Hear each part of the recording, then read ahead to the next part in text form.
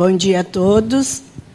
É um prazer estar aqui nesse momento, agradecer imensamente à professora Maria do Socorro, que veio até o sul do Brasil conhecer nossa região e prestigiar com sua presença. Nesses tempos de tanta virtualidade, né, é uma alegria quando a gente consegue se encontrar depois de tantos anos, né, de distanciamento. Também é uma alegria a gente estar aqui com esse evento, com uma temática tão cara para nós do campo da alfabetização. Como vocês viram, né, a gente pensou nessa perspectiva, né, da alfabetização enquanto ato ético, político e amoroso, por entender que a prática alfabetizadora precisa contemplar essas dimensões. Precisa fazer a cada dia da sala de aula, né, cumprir esses aspectos tão importantes para a inclusão de todas as crianças no processo de aprender.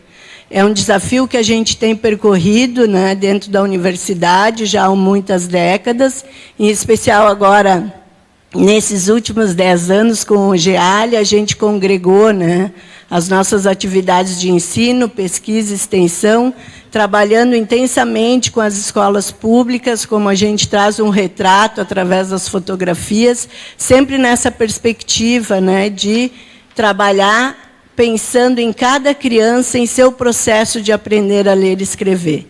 Numa perspectiva também de muita amorosidade, como muito bem vai falar para nós a professora Eliane Pérez, que está aqui conosco. E agora eu passo de imediato para a professora Maria do Socorro, que vai falar sobre a dimensão ética da prática alfabetizadora. Muito importante para todos nós, pesquisadores e também professores, né, que estão lá a cada dia enfrentando, né, e contemplando e compartilhando com as crianças a aprendizagem desse processo, né, que é tão importante, desse objeto cultural, e que a gente tem insistido que seja para todas as crianças brasileiras. Então, muito obrigada, professora Maria do Socorro. Passo de imediato para a senhora. Estão indo embora.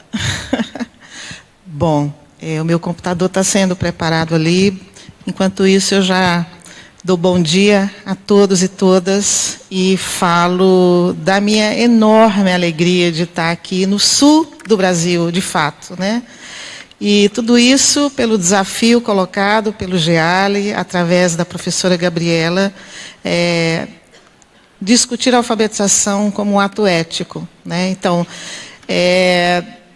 eu fiz um esforço enorme de interpretar, né, e de produzir uma narrativa hoje para vocês a partir da obra de Paulo Freire, que é aquele que tem nos ensinado sobre a ética na educação, sobre a ética na docência, né? Mas antes de entrar propriamente no tema, eu queria também parabenizar o GEALI pelos seus 10 anos, o próprio programa de pós-graduação também. É muito bom ver que os grupos de pesquisa estão trabalhando junto com a pós-graduação também. E, mais do que isso, estão se arejando na relação com a educação básica.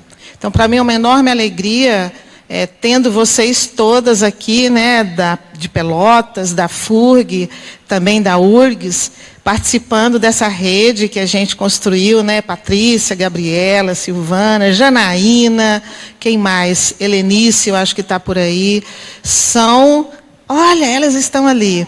Então, essa é uma rede que tem nos arejado muitíssimo, tem nos ensinado muitíssimo sobre o Brasil, sobre a alfabetização nesses tempos tão difíceis, e, fundamentalmente, porque a gente resolveu ouvir a educação básica, ouvir as professoras alfabetizadoras. Então, para mim, é uma honra e uma grande responsabilidade estar aqui falando para vocês hoje desse tema. Então, eu vou lá ver como é que está o computador, se conseguir projetar bem, senão eu vou falar do mesmo jeito, tá? Espera aí. Deu, não? Preciso da tua senha.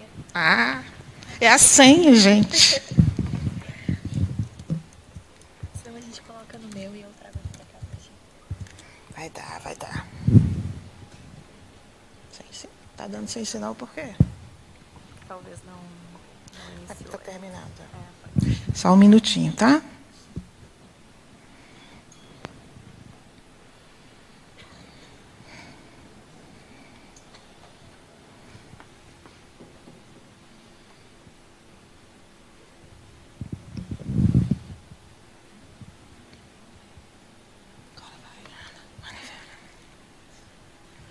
Apareceu nada. Ah, não tem problema. Você quer botar o seu? Posso botar. Só preciso Melhor. que eu tá em PDF? Tá. Bom, como o meu não funcionou, ela vai trocar, mas a gente vai começando a falar, tá? Só um minutinho que eu vou pegar o...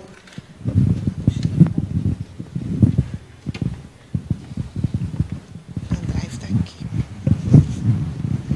Tu vai falando que eu organizo aqui já. Coloco ele pra ti.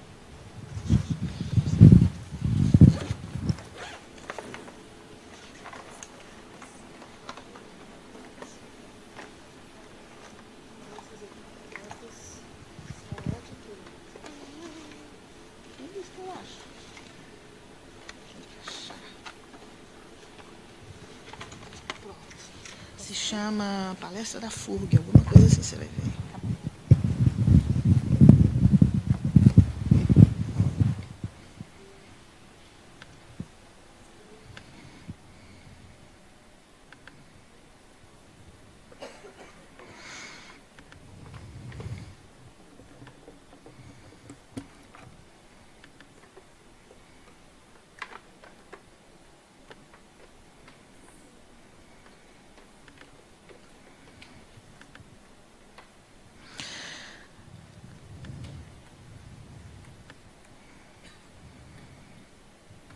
Bom, vamos começar enquanto ela prepara o outro computador, porque esse negócio de ficar dependendo de PowerPoint não rola, não.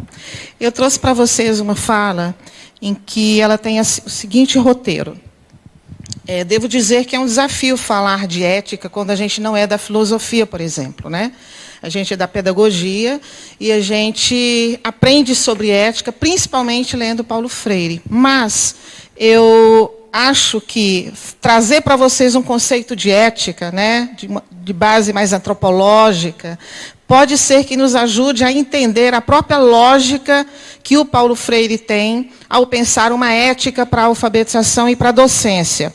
Eu capturei um conceito de um antropólogo da Universidade Federal do Triângulo Mineiro, em que ele diz assim, a grosso modo, a ética trata do agir, de como agir, da procura do bem e de como é e como se dá esse bem. É uma perspectiva bem aristotélica de ética, né? Mas eu acho que ela nos ensina, e é aquela mais comum, ela nos ensina sobre como a gente deve construir as nossas ações, tendo em vista esta construção do bem comum, né? E aí, como Paulo Freire também sempre trabalha a ética articulada à estética, né? O Paulo Freire, então, destaca a dimensão do belo no processo de alfabetização e sempre nessa articulação ética, estética e política, e também a amorosidade. A gente tem aí, de fato, uma postura sobre o que pode ser a docência e sobre o que pode ser a alfabetização numa perspectiva transformadora, né? Que é aquela que a gente vem defendendo já há muito tempo. Bom, algumas perguntas, quando a gente vai tratar da questão da ética, a gente se faz, né? E uma delas pensando aqui na gente como docente, né? Como que a gente deve agir para garantir o melhor para mim, professora alfabetizadora, para os outros, neste contexto da docência, que são os nossos alunos, as nossas crianças. Então, pensar sempre que a ética é algo que nos guia e que nos constitui no momento das nossas ações, né? E o que é que eu quero atingir com determinada postura ética, com determinada posição ética diante dos nossos estudantes trabalhando principalmente em escolas públicas? Bom, já deu? Então, vamos passando aqui. Eu trouxe para vocês, só um minutinho, algumas fotos de onde eu venho, que é São João del Rei, né? uma cidade que tem 300 e tantos anos, uma cidade colonial, né? E eu ia começar a minha fala falando disso, só para convidá-los a um dia ir lá conhecer São João del Rei. Essa foto aqui da esquerda é o campus onde eu trabalho, um dos campos da universidade, que é o campus Dom Bosco. E além nós temos a igreja de São Francisco, que é a principal igreja dentre as 40 igrejas que tem em São João del Rei, é onde o Tancredo Neves está enterrado, né? Ele é um político que nasceu em São João del Rei, um cidadão sanjonense, né?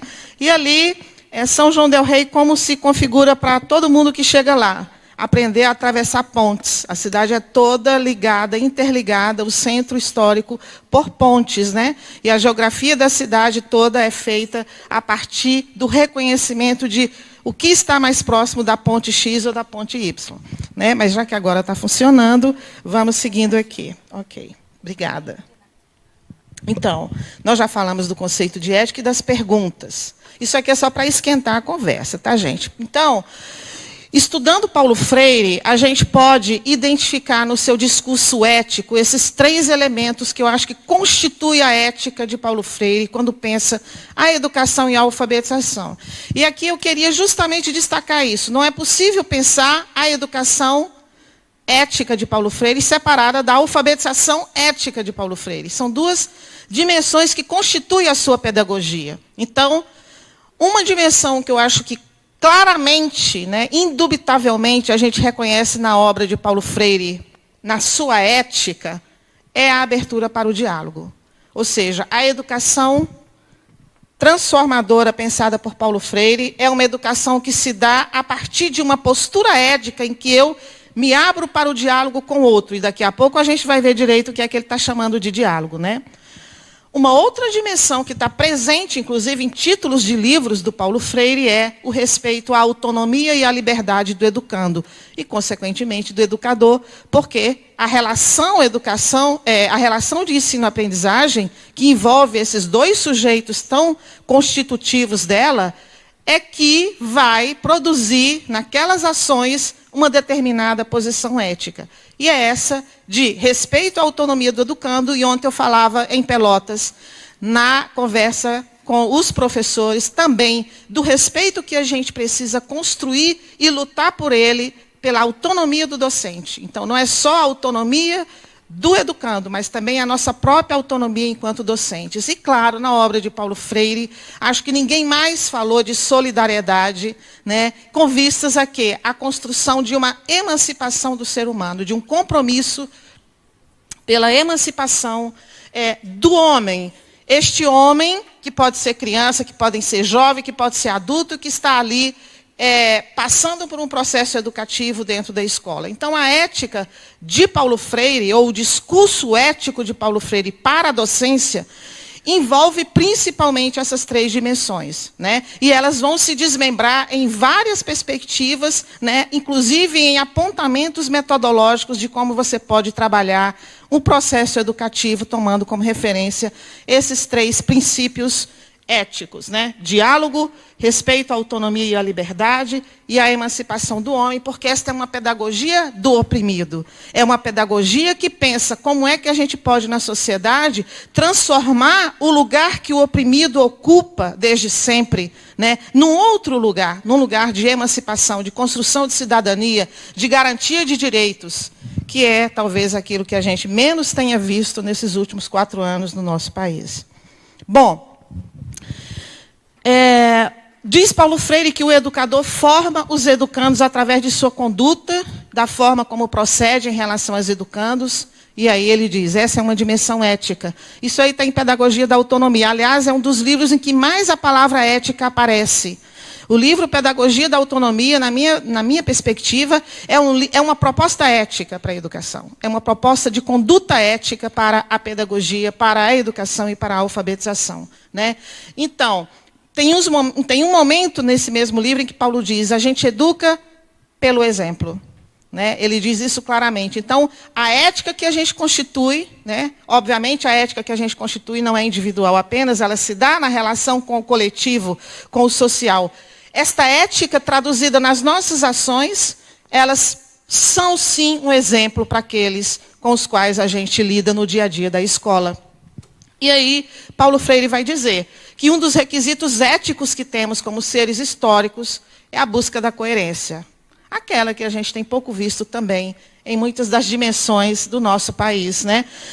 Esta coerência que muitas vezes se traduz na docência como coerência teórico-metodológica, né? Como, né, o senso comum diz, você tem que ter coerência teórico-metodológica. E eu diria, teórico-metodológica e política.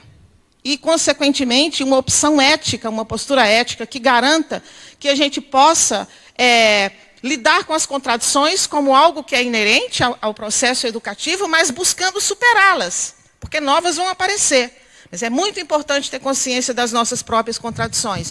E eu acho que no processo de alfabetização, as contradições são parte e a gente consegue enxergar. Quando a gente participa de um processo de formação continuada, que faça uma mediação tendo em vista discutir as relações entre ensino e aprendizagem, o modo como a gente estabelece a mediação e o quanto a gente está mais próximo ou está mais distante de uma perspectiva epistemológica que a gente defende ou que a gente adota. Paulo Freire tem muitas passagens, como eu disse, eu vou destacar essa que está aqui, mais uma, sobre a prática profissional, né? A prática docente, ela exige de mim um alto nível de responsabilidade ética, de que a minha própria capacitação científica faz parte. Portanto, eu queria destacar muito isso, né? O professor, a docência é uma profissão que tem as suas características próprias, né? E essas suas características, elas são construídas tanto na ação da docência, quanto na formação e no suporte teórico, na perspectiva teórica que constitui essa docência. Então, essa relação teoria-prática, característica da docência, ela pode implicar numa responsabilidade ética X ou Y. E a gente vai fazer escolhas. Então, a nossa conduta ética como docentes é sempre um processo de escolha que deve ser consciente, sempre refletido para que a gente possa saber em que momento nossas atitudes são, de fato, atitudes éticas que conduzem àquilo que o Paulo Freire nos indica como uma educação humanizadora, que é também a educação que a gente defende para a escola pública, né? Então, esta capacitação científica, ela está na base, né? Então, a gente não é professor porque a gente aprende por osmose ou porque a gente aprende só com os nossos colegas no fazer. Não. Existe todo um trabalho teórico, epistemológico, que constitui as nossas práticas. E é muito importante a gente ter consciência disso, né? E a gente vai ampliar esse horizonte epistemológico na medida em que a gente tem políticas de formação continuada e também no nível da graduação que possibilitem que o educador, o alfabetizador, tenha acesso a reflexões teóricas que evidenciem quais são as características da sua prática pedagógica, quais são os desafios, quais são os limites e também as possibilidades com vistas a uma educação, uma alfabetização que seja transformadora, né? Esse agir eticamente orientado ocorre sempre, como eu disse há pouco, no trânsito entre o coletivo e o individual. Nem é uma atitude apenas individual do professor alfabetizador decidir para que lado ele vai, para que tendência pedagógica ele vai, e nem também é só uma imposição coletiva. É nesta relação dialética entre o que a gente está chamando de coletivo, são todas as marcas institucionais, todas as marcas das políticas que chegam até nós, muitas vezes de forma impositiva e autoritária, algumas vezes não, podem chegar de forma dialética, de forma dialógica, buscando diálogo, né? Mas então nós estamos construindo sempre a nossa postura de alfabetizador, com base numa ética que se constrói na minha experiência como sujeito, na minha história de vida como sujeito também, evidentemente. O professor não deixa de ser uma pessoa, ele é uma pessoa constituída por valores, né? Valores que são da moral, né? Que a gente está inserido na cultura e a moral, aliás, esse é um debate que, se tivesse alguém da filosofia para fazer aqui, seria muito bom, né? Qual é a diferença entre ética e moral? Mas a gente pode dizer e reconhecer, pelo menos, que a moral vai falar disso, né? Vai se referir a esses costumes todos que a gente aprende culturalmente, né? Tanto a nos conformar em relação a eles, quanto também a resistir e a buscar a transformação. E a ética é isso, é mais amplo, é isso que diz das nossas ações e atitudes perante a nossa profissão, por exemplo. É por isso que existem a ética das várias profissões. O que é a ética da profissão docente? Bom, ela não está dada, ela é construída. E numa escola que se pretenda, e numa alfabetização que se pretenda humanista, a gente precisa buscar um caminho que eu acho que a gente já tem, e eu espero, no final da minha fala, indicar, na minha avaliação, na minha interpretação do que foi o trabalho no ensino remoto, qual foi a ética profissional dos alfabetizadores no ensino remoto, das alfabetizadoras. Mas, continuando mais um pouco, né, entramos mais um pouco na questão da ética pedagógica na alfabetização, acompanhada por Paulo Freire, que diz, isso eu acho muito interessante, o primeiro professor de uma criança tem grande importância na atitude futura desse educando, ou seja, na ética que esse educando vai construir ao longo do seu processo de formação. Então, vejam, os professores alfabetizadores são a primeira referência nesse processo de constituição desta ética desse sujeito que vai se socializando, né, ao longo da sua escolarização. Não só durante a sua fase de aprendizagem, mas também na relação com os sucessivos professores. E a gente inconscientemente faz isso, né? A gente sempre se constrói como aluno também pensando nas relações que tivemos com determinados professores. E nós que somos professores, também nos constituímos professores, constituímos a ética na nossa docência a partir também das referências de docentes que nos acompanharam ao longo da nossa formação. Portanto, eu acho que o alerta que ele diz é a responsabilidade é muito grande mesmo, né? A gente que educa pelo exemplo, tem que estar muito atenta. Que exemplo a gente está dando, do ponto de vista da ética que a gente evidencia na ação. Não se trata de discurso, se trata de ação, de atitudes, né? Bom, andando um pouco mais rápido, né? Os 3 elementos que constituem a prática educativa, seja na alfabetização ou em qualquer outro nível de ensino, são o ensino, a aprendizagem e os conteúdos. A gente está o tempo inteiro lidando com essas 3 dimensões na nossa profissão docente, né? Eles são concebidos, eles orientam a nossa ação docente, né? Seja a gente consciente ou não, né? E a forma como a gente age, né? Como o educador age para forjar o seu projeto de vida profissional, diz Paulo Freire, pautado nas suas concepções de ensino-aprendizagem e na sua interpretação dos conteúdos, pode ocorrer tanto na heteronomia quanto na autonomia. Que aí volta aquele princípio maior que eu acho que constitui a ética de Paulo Freire, a questão da autonomia docente e discente também. Então, o modo como a gente vai se relacionar, vejam, com o que a gente conhece de ensino, digamos que o ensino seja o modo como a gente ensina, o caminho, ou a metodologia, ou os métodos para alguns, né?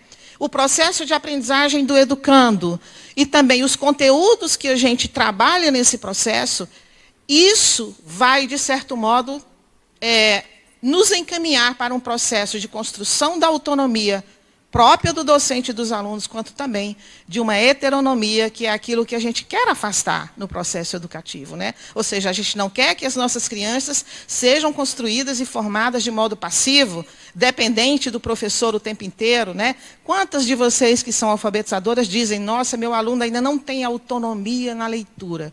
Essa palavra autonomia não pode ser gasta à toa. A gente tem que, de fato, tentar compreender o que a gente está chamando como autonomia. E muitas vezes a gente escuta dos professores, poxa, eu não tenho autonomia para implementar isso. Eu não tenho autonomia para fazer isso que eu escuto na universidade, por exemplo. A gente escuta muito essa fala. E aí a gente deve sempre pensar, será que não?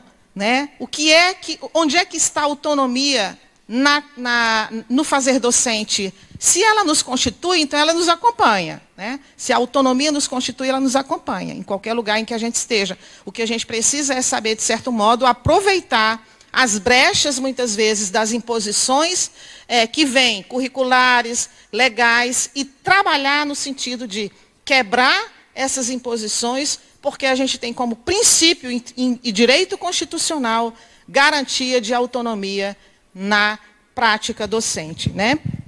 Então, o Paulo Freire vai falar daquela outra dimensão que eu falei do diálogo. Então, diálogo, autonomia e solidariedade com vistas a essa humanização.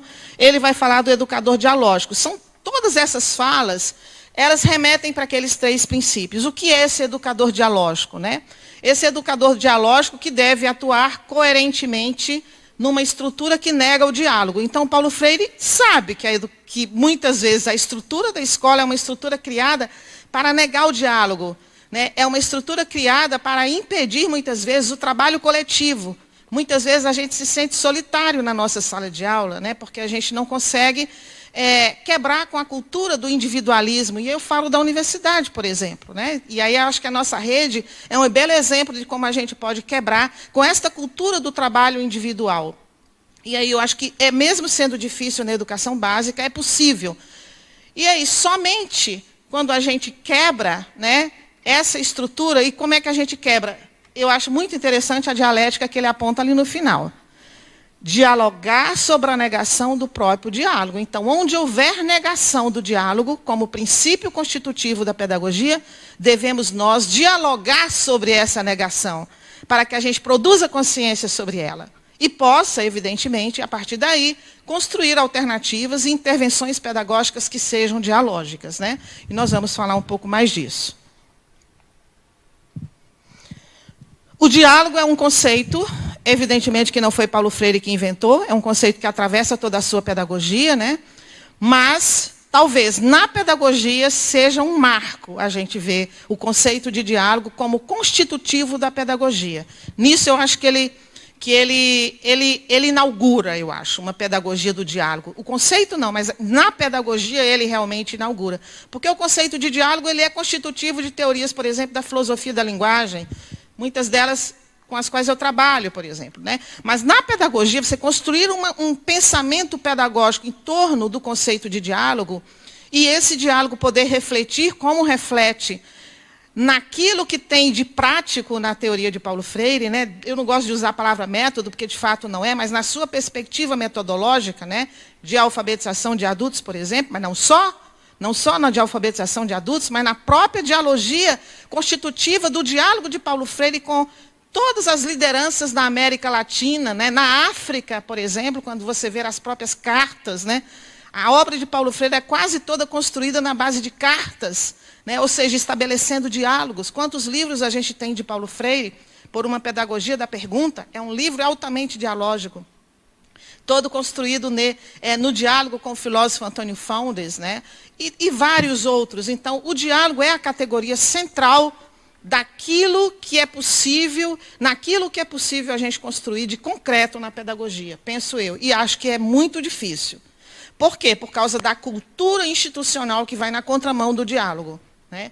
Então, diz o Paulo Freire, essa abertura para o diálogo que ele espera da ética docente não se reduz, né, e nem consiste apenas ou numa mera técnica de ensino. Então, como é que eu dialogo? Então, tem aqui uma receita de como dialogar, tem técnicas de diálogo. Não, não é uma questão de técnica, é uma questão de princípio, é uma questão de construção da experiência, de tentar construir estratégias pedagógicas que, de fato, levem ao diálogo no sentido de construir empatia e poder se colocar no lugar do outro. Ouvir o outro e não apenas escutar. E aí, no caso da alfabetização, é ouvir as crianças. Qual é o lugar da pergunta. Eu acho que o livro que ele vai mais fundo na questão metodológica, digamos assim, é o livro Por uma Pedagogia da Pergunta. Porque lá, claramente, ele propõe, naquela conversa com Antônio Faundes, uma pedagogia que se construa a partir da pergunta. E o que é a pergunta na sala de aula de alfabetização? Ela está onde? Que tipo de pergunta? Quem pergunta na sala de aula, né? De alfabetização e de qualquer outro nível de ensino? Quem está perguntando? O professor está instigando a que tipos de perguntas? E mais do que isso, quando se pergunta as respostas, quem está respondendo, né? Quem responde está sendo ouvido como? Tem consequências o que o aluno fala na sua sala de aula, na sua pedagogia? Tem impacto? Então, acho que é bem mais complexo do que simplesmente fazer uma roda e dizer agora é a hora da pergunta. Não se trata disso. É a pergunta como um princípio inerente, em que a gente o tempo inteiro seguir por ela como uma estratégia metodológica que, de fato, representa, na perspectiva do Paulo Freire, esta pedagogia da pergunta. Então, a pedagogia da pergunta, para mim, é a materialização do que seria esta ética com vistas a uma educação humanista para a transformação social. Lembrando que Paulo Freire constrói toda essa pedagogia buscando deslocar o lugar do oprimido na sociedade, né? Eu sei que muitos dizem que não passa de uma utopia, de uma romantização, ele recebe muitas críticas por isso também. Mas, de fato, o Paulo Freire opta por uma perspectiva de educação não determinista. Porque se a gente acreditar que não tem nada para fazer, o que estamos fazendo aqui? Se estamos todos aqui, se estamos todas aqui, se temos estado juntos em tantos momentos no nosso processo de educação continuada, né, é porque a gente acredita que é possível transformar algo.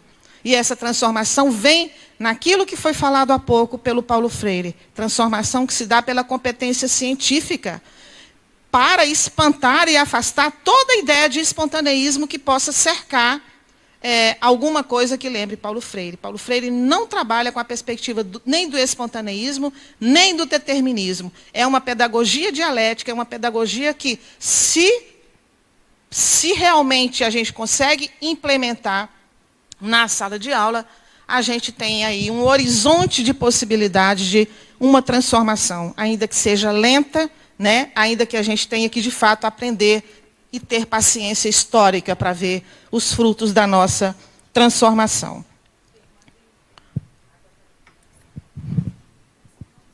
Aqui tem água? Ah, tem mesmo. Obrigada.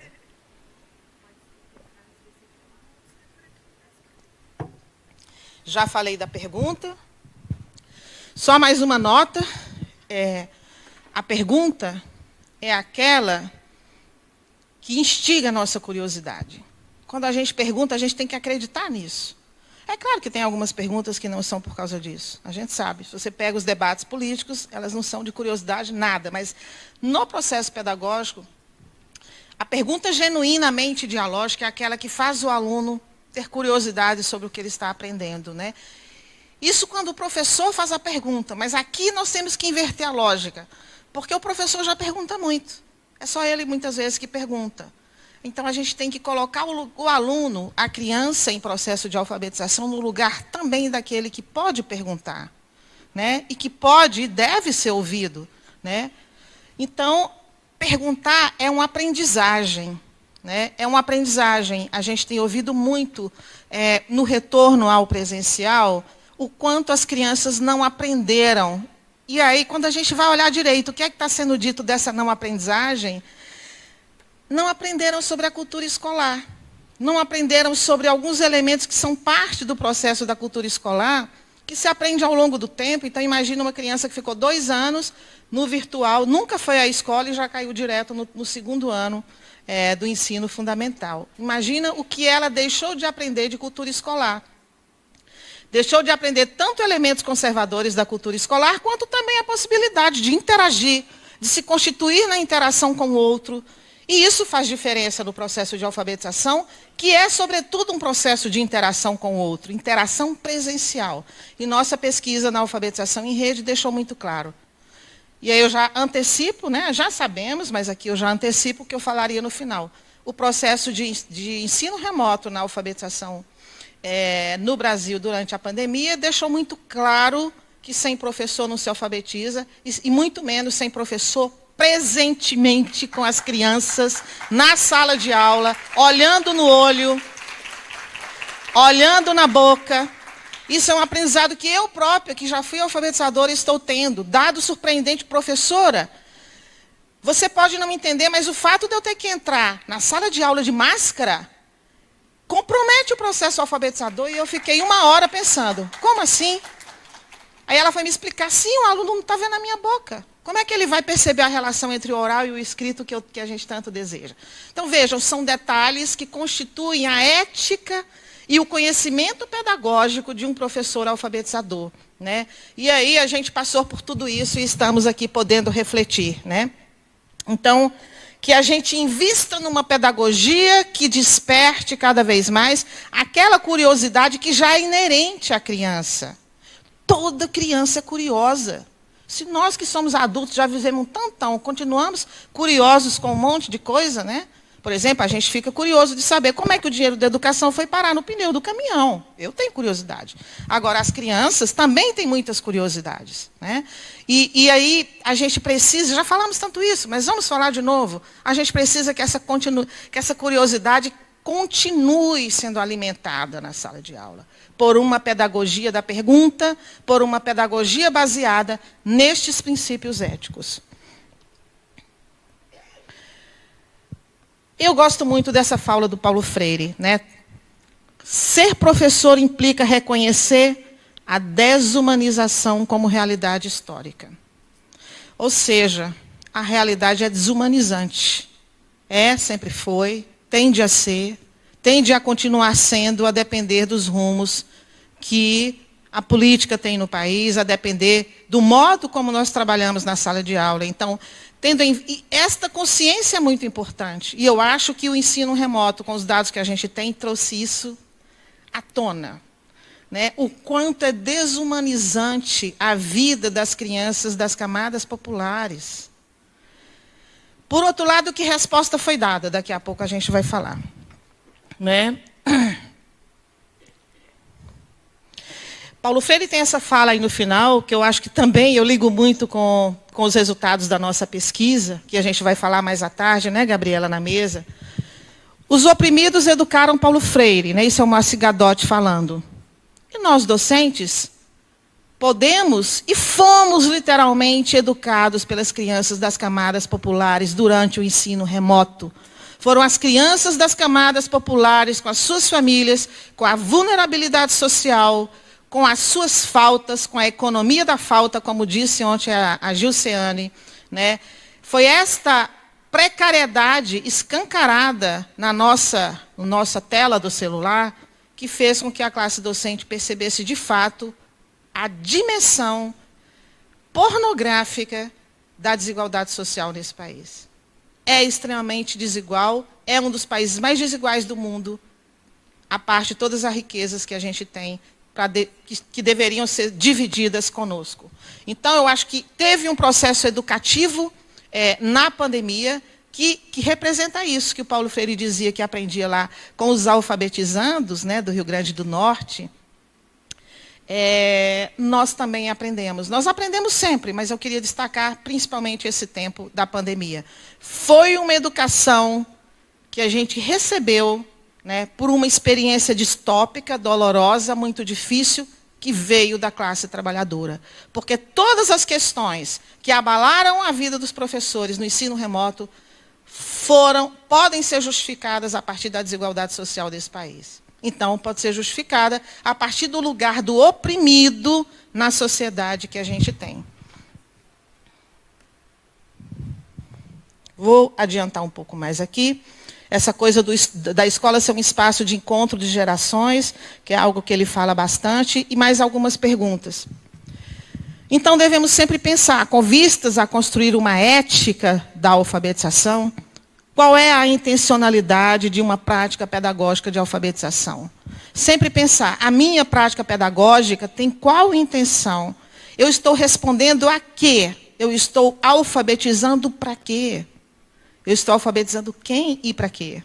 Eu estou alfabetizando como e com vistas a quê? São perguntas que a gente deve sempre fazer, e quando a gente responde com base numa ética que a gente tem. Em que medida essa ética se choca com o que nos é imposto, a partir, por exemplo, das políticas públicas? Porque eu digo a vocês, quando eu era alfabetizadora, havia muito choque entre a ética que eu defendia no processo de alfabetização e aquela que chegava de fora nas orientações pedagógicas. Eu não sei se isso mudou. Acho que não, porque há aí uma dissintonia muito grande entre a classe docente, o que ela faz na escola, o que ela considera como pensar certo, né, do ponto de vista do Paulo Freire, na alfabetização, e aquilo que os nossos governantes muitas vezes nos impõem, né? E aí nós temos tanto os documentos oficiais, quanto programas de formação de professores, esses atuais, né? A PNA, a própria BNCC. Qual é a ética pressuposta nessas políticas para o trabalho com a alfabetização? Devemos sempre buscar responder a isso, comparando com a que eu defendo, com a que eu, docente, alfabetizador, defendo, né? Então, como que essa intencionalidade pode se construir a partir da ética da humanização e não da opressão? Já falamos muito disso, e Paulo Freire passou a vida toda e morreu defendendo isso aí. Bom, então vamos trazer alguns elementos do que eu considero como a ética que foi construída pela classe docente alfabetizadora no ensino remoto. Todos esses elementos que eu vou apontar aqui, com base nessa pesquisa de que vamos falar à tarde, uma pesquisa que envolveu 30 universidades, 100 e tantas pesquisadoras, muitas, quase todas do Rio Grande do Sul, estão aqui, para minha maior alegria, de fato, está aqui vendo que a rede não é virtual, nossa rede é real, gente. Não é virtual, não, e é real porque agora a gente está aqui. Então, assim, eu sou muito grata a vocês todos. O Rio Grande do Sul é o maior grupo de pesquisa na rede, na alfabetização em rede. Todas as universidades federais do Rio Grande do Sul estão integradas à rede de alfabetização. Isso não é qualquer coisa. Tem aí uma ética que constitui vocês. E eu queria destacar muito isso, e parabenizar vocês por isso, pela coragem de apostar num trabalho coletivo, de buscar respostas coletivamente para a alfabetização nesse país, e não cada grupo isolado no seu, né? Então, temos que romper com essa cultura da pesquisa, do pesquisador de gabinete sozinho, falando com ele mesmo. É preciso quebrar essas muralhas que estão dentro da universidade, porque assim a gente constrói conhecimento coletivo mais próximo da nossa base. E a nossa base é a educação básica, principalmente.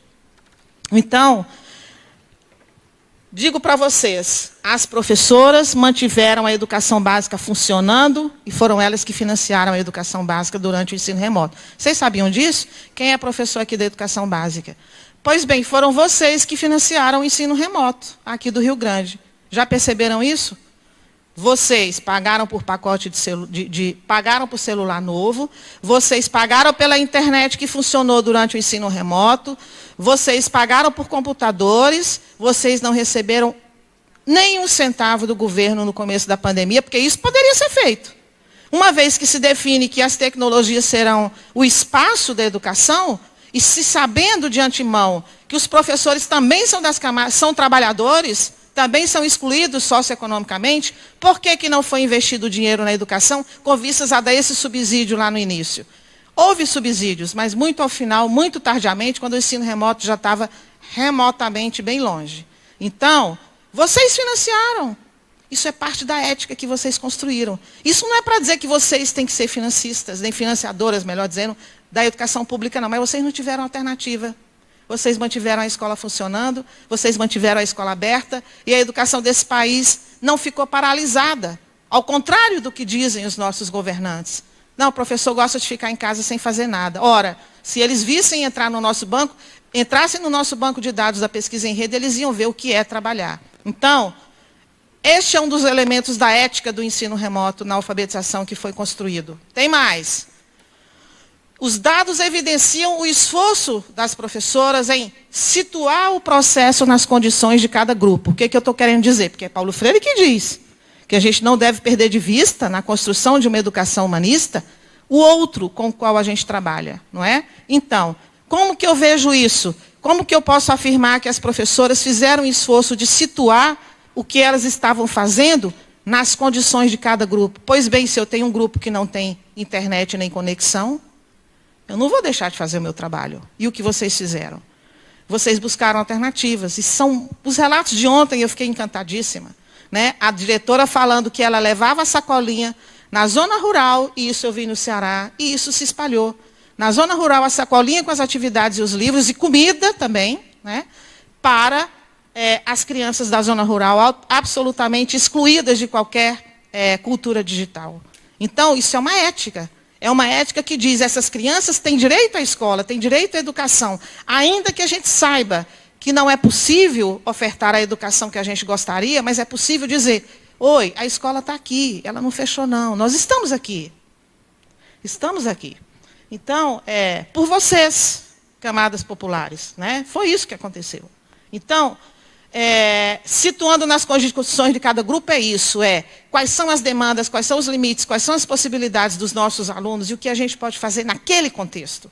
Então, talvez o ensino remoto tenha sido um dos processos educativos mais contextualizados do nosso país. Mais contextualizados. Porque todas as estratégias, todas as ideias criativas e inventivas que as redes tiveram, que as professoras tiveram, mostram isso.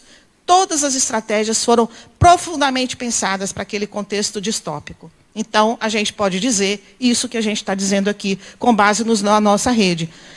Que isso seja o norte para que essa ética continue frutificando e acontecendo no processo de alfabetização. Ou seja, que o contexto do pós-pandemia, de fato, possa invadir a sala de aula. E não a gente voltar ao presencial, apagando 2 anos e voltando ao pré-pandêmico. Não, não voltaremos, não somos mais os docentes da era pré-pandêmica. Nós somos docentes constituídos por uma pandemia.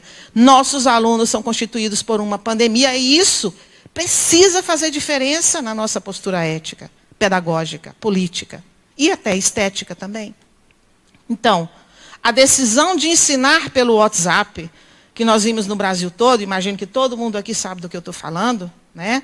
Que a nossa pesquisa consolidou esse dado. Já no segundo semestre de 2020, a gente já estava falando disso aqui. Né? Essa decisão foi uma decisão profundamente marcada por uma observância do que são as condições de cada sujeito no processo, de cada família no processo. Os governantes, ao contrário disso, que não tiveram a ideia do WhatsApp, criaram plataformas, engordaram os cofres das empresas privadas, que transformam o nosso ensino em mercadoria. Estou falando até de Minas Gerais, principalmente. Isso eu falo abertamente, já falei. Nossas pesquisas mostram que a plataforma criada pelo governo, a estratégia do governo, contratando os técnicos aí, completamente outsiders, não sabem nem o que é educação, não funcionou.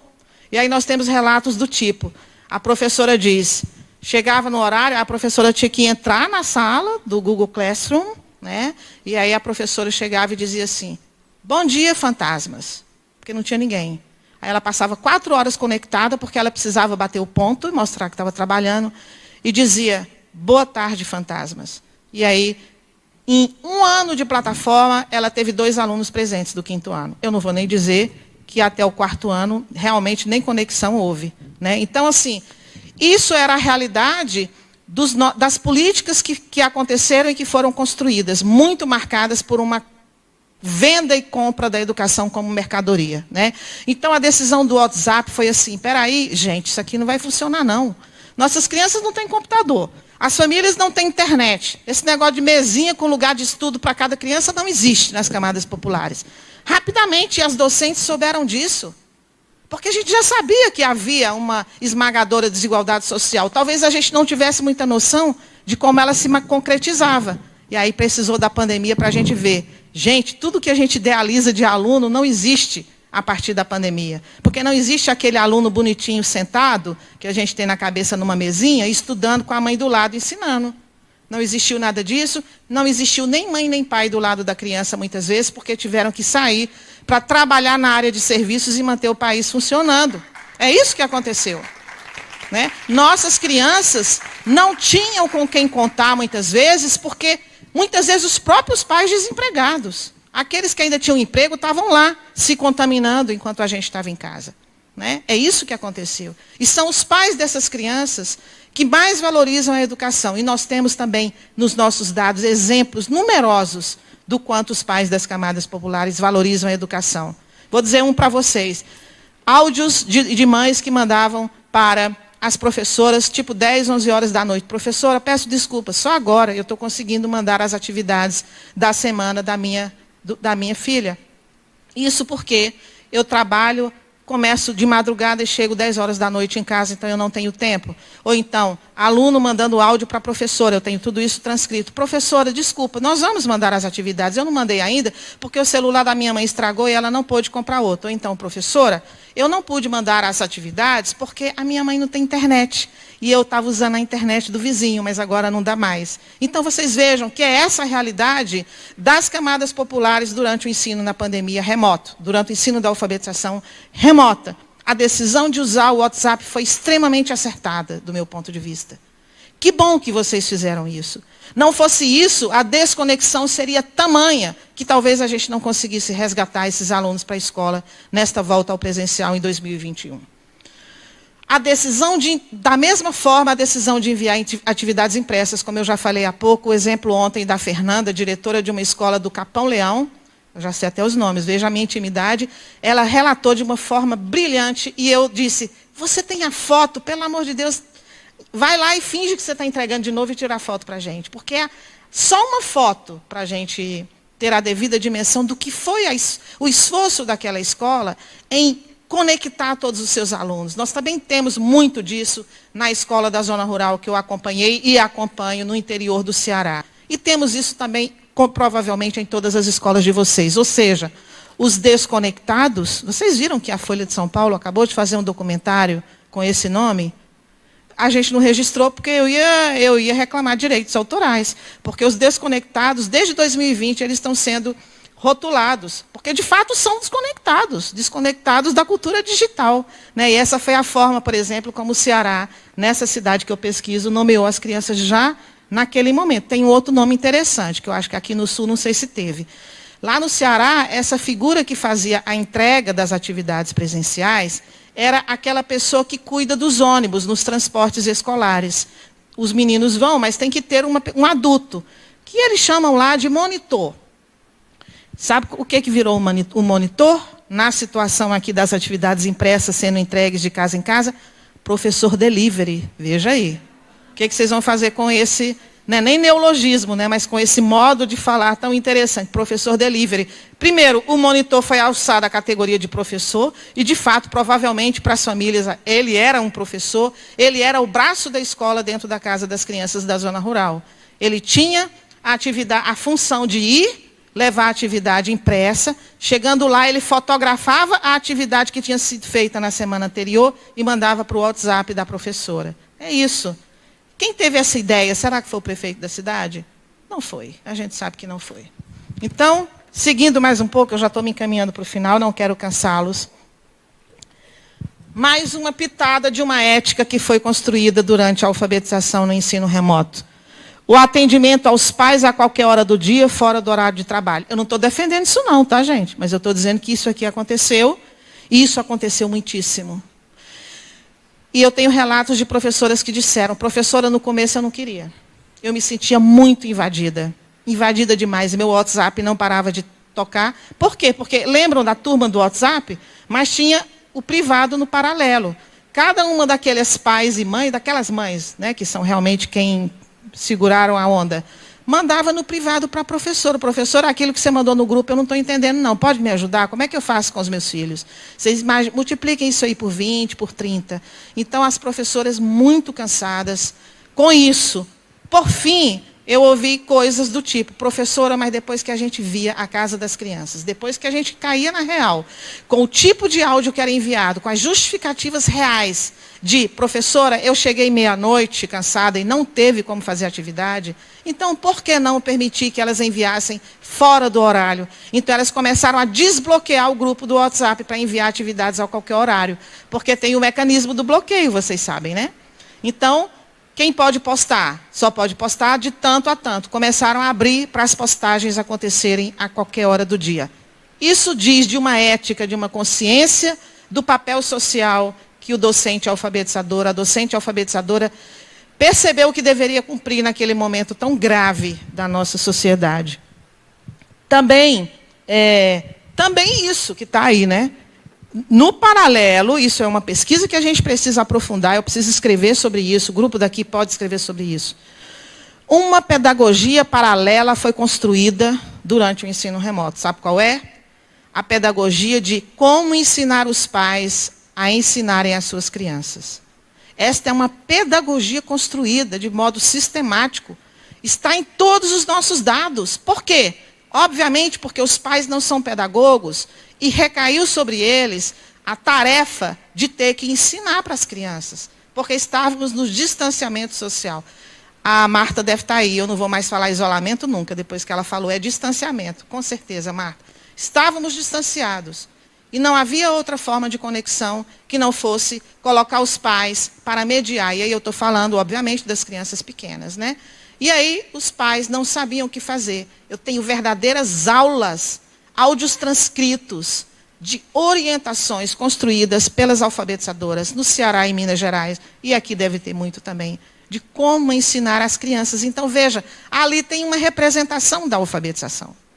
Então, como você, pai, deve ensinar essas atividades? Por outro lado, nós temos também o reverso disso. As atividades foram cada vez mais sendo simplificadas à medida em que as professoras percebiam que os pais não davam conta. E aí, o que aconteceu de fato de atividades de alfabetização era somente aquilo que elas julgavam, não que as crianças dessem conta de fazer, mas os pais. E isso é um impacto que a gente está vendo agora e que tem, com certeza, muitas consequências por mais aí uns 10 anos, pelo menos, né? E claro, e aí, o que dizer das youtubers, editoras de vídeo, editoras de áudio, das professoras alfabetizadoras? Se a gente falasse isso há 2 anos atrás, o povo ia dizer que a gente era doido. Que isso, o professor não sabe nem o que é computador. Essa é a imagem.